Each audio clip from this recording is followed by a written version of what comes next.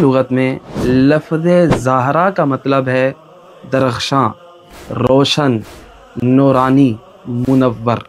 اسی معنی کو مد نظر رکھتے ہوئے سوال یہ کیا جاتا ہے کہ جناب سیدہ فاطمہ علیہ السلام کو زہرا کیوں کہا جاتا ہے؟ یہی سوال جناب جابر نے چھٹے امام سے پوچھا تھا۔ جناب جابر نے عرض کیا، مولا شہزادی کونین فاطمہ علیہ السلام کو زہرا کیوں کہا جاتا ہے؟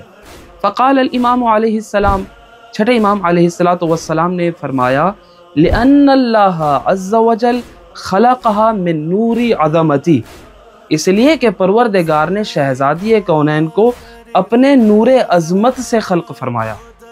اور پھر چھٹے امام نے فرمایا، فلما اشرقت اضاءت السماوات والارض بنورها، جب شہزادی کونین کا یہ نور ظاہر ہوا تو زمین و آسمان نور فاطمہ سے روشن ہوئے، نور فاطمہ سے منور ہوئے۔ غشیت ابصار الملائکہ، دیکھیے فرشتے سراپا نور ہیں، لیکن روایت یہ کہتی ہے کہ نور فاطمہ کے سامنے چشمہائے ملائکہ بھی چندیانے لگیں۔ وَخَرَّتْ لِلَّهِ ساجدین، اور یہ سارے کے سارے فرشتے سجدے میں گر پڑے۔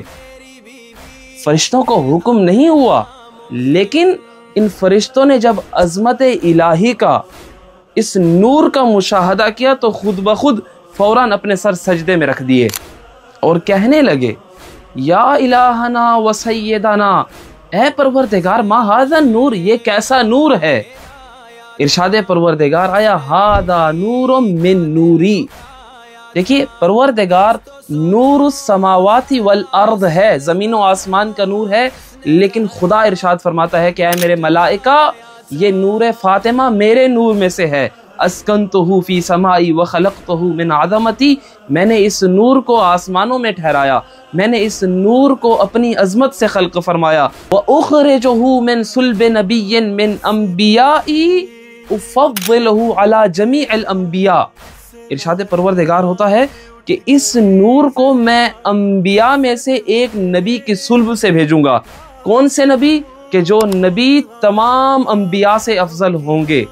اخرج من ذلك النور ائمة يقومون بامری ويهدون الى حقی، خدا فرماتا ہے کہ میں اسی نور فاطمہ سے اماموں کو بھیجوں گا کہ جو میرے امر کو قائم کریں گے، لوگوں کو حق کی جانب ہدایت دیں گے، رہنمائی کریں گے۔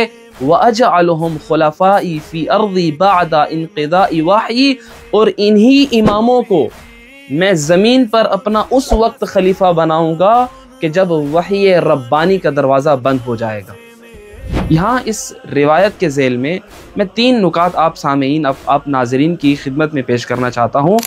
پہلا نکتہ کہ نور فاطمہ خود شہزادی کونین عظمت الہی کا بہترین مظہر ہیں۔ دوسرا پوائنٹ کہ جو اس روایت کا آخری حصہ ہمیں سمجھاتا ہے کہ شہزادی کونین صرف ایک نورانی ذات نہیں ہے، بلکہ آپ روئے زمین پر حجج الہیہ کا منشأ و مصدر ہیں، حجج الہیہ کی مادر گرامی ہیں۔ اور تیسرا پوائنٹ اور تیسرا اہم نکتہ جو ہمیں اس روایت سے سمجھ میں آتا ہے کہ آپ میں سے کوئی بندہ یہ سوال کر سکتا ہے کہ جب بات نور فاطمہ کی ہو رہی تھی تو اللہ نے یہ کیوں کہا کہ میں اس نبی کو باقی تمام انبیاء پر افضل قرار دوں گا؟